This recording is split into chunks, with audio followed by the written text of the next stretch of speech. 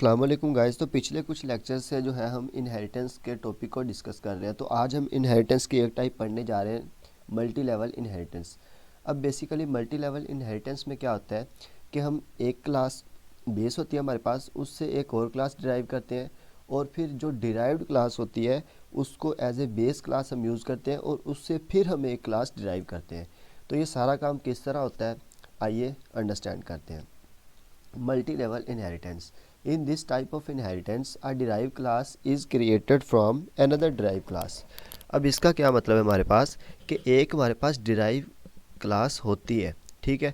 अब उस derive class से हमने क्या करना होता है, एक मज़ीद डिराइव क्लास बनानी होती है। अब काम किस तरह होगा इसमें देखें। अब हमारे पास एक है सी, ठीक है, ये हमारे पास बेस क्लास हो गई, ठीक है।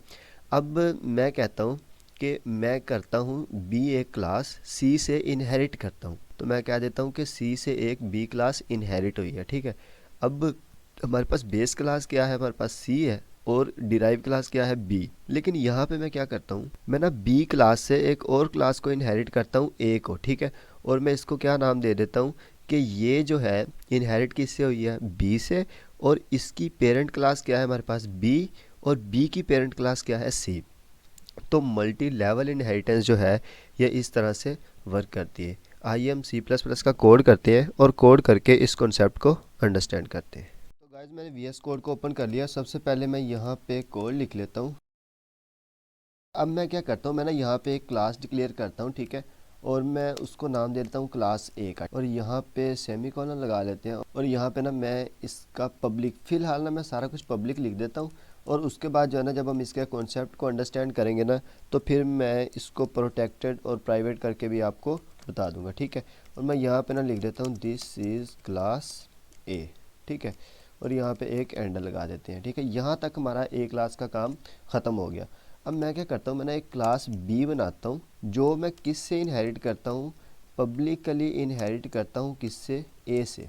और यहाँ पे भी मैं पब्लिक में इसका कंस्ट्रक्टर बना देता हूँ, और कंस्ट्रक्टर के अंदर मैं क्या लिख दूँगा, सी आउट एक स्टेटमेंट दे देता हूँ, दिस इज़ क्लास बी, ठीक है, और एंड लगा देते हैं।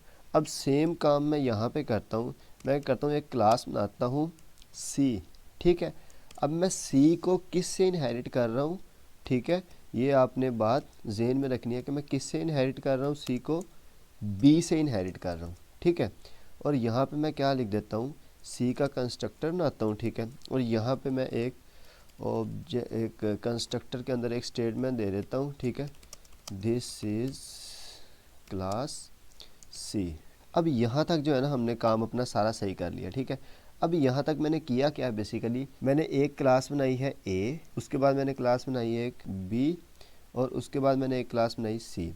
मैंने बी को किस से ड्राइव किया, ए से, ठीक है। यहाँ बी को मैंने ए से ड्राइव किया, और सी को मैंने किस से ड्राइव किया है, फिर बी से, ठीक है। तो अभी तक जो हमने क्या किया है, ये प्रोसेस किया है। अब देखें यहाँ पे ना मैं एक सी का ऑब्जेक्ट बनाता हूँ, ठीक है, सी, और इसका मैं एक ऑब्जेक्ट बना लेता हूँ, ठीक है। अब मैं कंट्रोल एस से सेव करता हूँ और प्रोग्राम को रन करता हूँ, ठीक है। जब मैंने प्रोग्राम को रन किया तो यहाँ में एक एरर आ रहा है। तो अब यहाँ पे एरर इसलिए आ रहा था क्योंकि ये मैंने ना इसको प्राइवेट ही रखा हुआ था, तो इसको पब्लिक कर देते हैं इसके कंस्ट्रक्टर को। और अब मैं प्रोग्राम को दोबारा से रन करता हूँ। अब जब मैंने रन किया ना, तो प्रोग्राम हमारा पहले ए का कंस्ट्रक्टर कॉल हुआ है, फिर बी का, फिर सी का। अब काम किस तरह हुआ है ये आपने अंडरस्टैंड करना है, ये जो बेसिक नॉलेज है ये आपने लाजमी लेना है। अब जब मैंने सी का ऑब्जेक्ट बनाया, ठीक है, कंट्रोल हमारे पास कहाँ पे गया, सी पे। तो मैंने आपको बताया था कि प्रोग्राम हमारा वो यहाँ से स्टार्ट करता है काम करना इनहेरिटेंस में, ठीक है। इनहेरिटेंस हमारी यहाँ से स्टार्ट होती है, जो सेमीकोलन से आगे वाली चीज़ होती है। अब यहाँ से वो क्या जाएगा, वो कहेगा बी क्लास। अब वो जाएगा पहले बी को सोल्व करेगा, फिर ठीक है, अब बी पे आ गया। अब बी के भी कहाँ पे जाएगा, यहाँ पे सेमीकोलन के बाद वाली चीज़ पे। अब वो इसको कंप्लीट करेगा, पहले वो कहाँ पे चला जाएगा, हमारे पास ए पे। जब वो ए पे आएगा, वो कहेगा कि भाई ए का कंस्ट्रक्टर किधर है, इसके कंस्ट्रक्टर को पहले कॉल करेंगे, ठीक है। उसके बाद फिर हमारे पास अब ये चीज़ ख़त्म हो गई, अब वो बी एग्जीक्यूट करेगा, ठीक है। अब बी वाला कंस्ट्रक्टर होगा।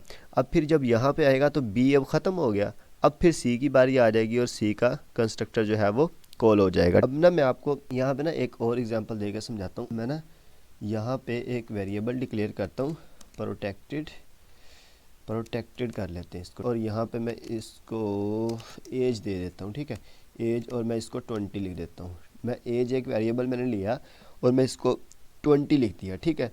अब मैं यहाँ पे भी एक स्टेटमेंट दे देता हूँ, दी एज इज़, ठीक है, और यहाँ पे मैं एज लिख देता हूँ और यहाँ पे एंड लगा देता हूँ, ठीक है।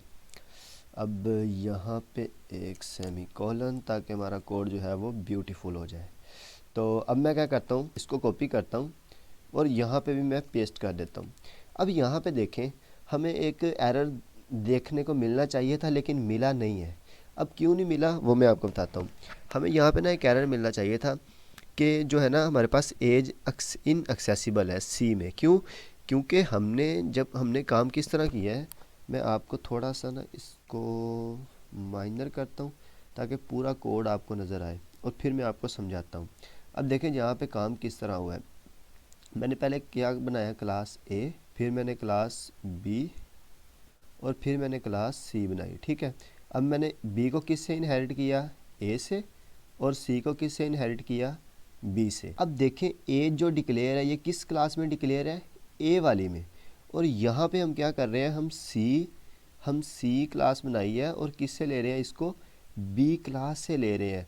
लेकिन यहाँ पे एरर नहीं आ रहा, वो ये नहीं कह रहा। अब यहाँ पे तो हमने ए को यूज़ ही नहीं ना किया। जो हमारे पास ए जैसे वो किस में डिक्लेयर है, ए में डिक्लेयर है ना, ठीक है। तो ए को तो हमने यहाँ पे डिफ़ाइन ही नहीं किया, हम तो सी और बी की बात कर रहे हैं ना।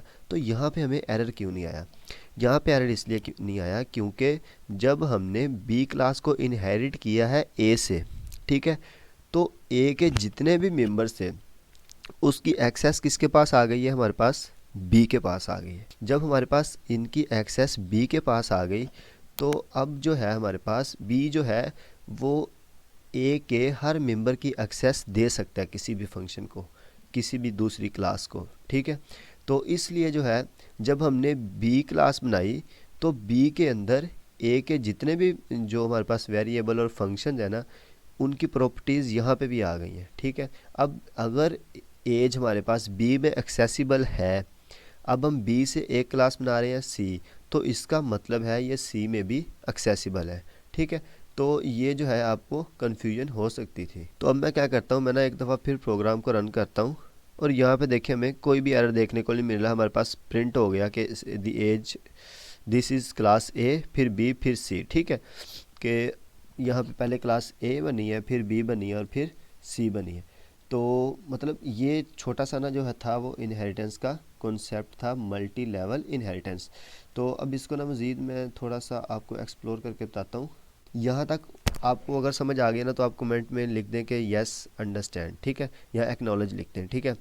तो अब आगे बढ़ते हैं, ठीक है। और यहाँ पे इनके डिस्ट्रक्टर्स हम बनाते हैं। डिस्ट्रक्टर्स बनाने के लिए, ठीक है, हम क्या लिखते हैं कि सबसे पहले हम निगेशन का साइन लगाते हैं, फिर ए, फिर उसका डिस्ट्रक्टर, और इसके बाद मैं स्टेटमेंट दे देता हूँ this is the destructor of class, ठीक है, और यहाँ पे मैं एंड लगा देता हूँ। अब यहाँ इसको मैं एज इट इज़ कॉपी करता हूँ और यहाँ पे हम बी वाली क्लास में भी लिख देते हैं, ठीक है। और यहाँ पे चेंजिंग कर लेते हैं, एक ही जगह पे हम क्या कर देते हैं, बी कर देते हैं। यहाँ पे भी बी आ गया और यहाँ पे भी इसको पेस्ट कर देते हैं और यहाँ पे इसको सी कर देते हैं, ठीक है, और यहाँ पे भी इसको सी कर देते हैं। अब मैं क्या करता हूँ, मैं प्रोग्राम को रन करता हूँ, ठीक है। और जब मैंने प्रोग्राम को रन किया तो हमारे पास आउटपुट कुछ इस तरह ही है। अब जिस क्लास का, अब ये जो होता है ना डिस्ट्रक्टर वाला सीन, ये बनता है हमारे पास एक तरह का फीफो स्ट्रक्चर के, फर्स्ट इन फर्स्ट आउट। अब स्टैक जैसे बनते हैं ना, कि मतलब अब देख पहला कंस्ट्रक्टर कॉल हुआ है ना, इसका डिस्ट्रक्टर सबसे एंड पे कॉल होगा, ठीक है। अब जो जितनी एंड पे एग्जीक्यूट होगा ना वो उतनी ही जल्दी डिस्ट्रॉय होगा। अब सबसे पहले सबसे एंड पे सी का कंस्ट्रक्टर कॉल हुआ था, तो सबसे पहले सी का डिस्ट्रक्टर कॉल होगा। उसके बाद हमारे पास क्या था कि उससे पहले बी का कंस्ट्रक्टर कॉल हुआ था और उसके बाद बी का डिस्ट्रक्टर कॉल हुआ है और उसके बाद ए का कंस्ट्रक्टर कॉल हुआ था और उसके बाद ए का डिस्ट्रक्टर कॉल हुआ है। अब जो मेन पॉइंट मैं अब आपको बताने वाला हूँ ना, जिसको ये समझ आया हुआ है ना, ठीक है, समझो उसको ये लेक्चर जो है उसका कंटेंट 100% क्लियर है। उसने ये लेक्चर लेने का हक अदा कर दिया। ठीक है, अब देखें बेसिक इसमें काम क्या है। बेसिक आपने ये रखना है जहन में कि ये चीज़ वर्क किस तरह कर रही है। ठीक है, अब मैंने यहाँ पे सिर्फ एक सी ऑब्जेक्ट लिखा हुआ है, हमारे पास इतनी बड़ी आउटपुट किस तरह जनरेट हो रही है। ठीक है, ये वाली आउटपुट किस तरह हमारे पास जनरेट हो रही है। तो बेसिकली काम क्या है, अब जो मैं बात बताने वाला हूँ कि जब हमने बनाया सी का ऑब्जेक्ट, जब हम किसी का ऑब्जेक्ट बनाते हैं वो जाएगा सी के पास। ठीक है, अब वो सी को कहेगा कि भाई आप जो है वो इनहेरिट है बी से। ठीक है, तो कंट्रोल हमारा कहाँ पे चले जाएगा, बी पे। अब जब कंट्रोल बी पे जाएगा वो कहेगा कि भाई आप इनहेरिट है ए से, तो वो कंट्रोल हमारा ए पे चला जाएगा। जब कंट्रोल ए पे जाएगा तो हमारे पास क्या होगा, एक कंस्ट्रक्टर कॉल होगा। ठीक है, ए का, उसके बाद ये काम हमारा ख़त्म हो जाएगा यहाँ तक। ठीक है, लाइन नंबर 11 तक यहाँ पे हमारा काम ख़त्म हो जाएगा। अब उसके बाद हमारे पास आ जाएगा, वो आएगा ए की आउटपुट, बी को कहेगा कि भाई मैंने अपना काम ख़त्म कर दिया है, अब आप अपना काम करें। ठीक है, अब यहाँ पे फिर बी अपना काम ख़त्म कर देगा। जब बी का काम कंप्लीट हो जाएगा फिर ये आएगा सी के पास, ये कहेगा बी कि भाई मैंने अपना काम ख़त्म कर दिया, अब आप अपना काम ख़त्म करें। ठीक है, अब यहाँ पे ये भी अपना कंस्ट्रक्टर कॉल कर देगा। जब ये कंस्ट्रक्टर कॉल करेगा, अब आगे एग्जीक्यूशन कंप्लीट है। अब सी का हमने ऑब्जेक्ट बनाया है। ठीक है, हमने सी का ऑब्जेक्ट बनाया है, तो जो डिस्ट्रक्टर कॉल होगा सबसे पहले वो किसका होगा, सी का होगा। अब कंस्ट्रक्टर किस तरफ से कॉल होते हैं, इस तरफ से। ठीक है, और डिस्ट्रक्टर किस तरफ से, इस तरफ से। ठीक है, अब सी पे जब आएगा ना डिस्ट्रक्टर की बारी, तो सी का पहले डिस्ट्रक्टर कॉल होगा, फिर जाएगा बी पे, फिर बी का डिस्ट्रक्टर कॉल होगा, फिर बी से जाएगा ए पे, फिर ए का डिस्ट्रक्टर कॉल होगा। तो ये छोटा सा कॉन्सेप्ट था, ये आपने लाजमी अंडरस्टैंड कर लेना है। तो उम्मीद है कि आपको समझ आई होगी। अगर आपको समझ नहीं आई तो आप कमेंट में पूछ सकते हैं, और अगर आपको वीडियो अच्छी लगी है तो वीडियो को लाइक कर दें और अपने फ्रेंड्स के साथ शेयर करना ना भूलें। और आज के लेक्चर का जो आपका टास्क है वो आपने क्या करना है कि एक इसी तरह की क्लासेस बनानी है और उसमें डिफरेंट फंक्शंस को और वेरिएबल्स को यूज़ करके, तो उनका जो सोर्स कोड होगा ना वो आपने क्या करना है, कमेंट में पेस्ट कर देना है। तब तक के लिए अल्लाह हाफिज़, मिलते हैं नेक्स्ट लेक्चर में।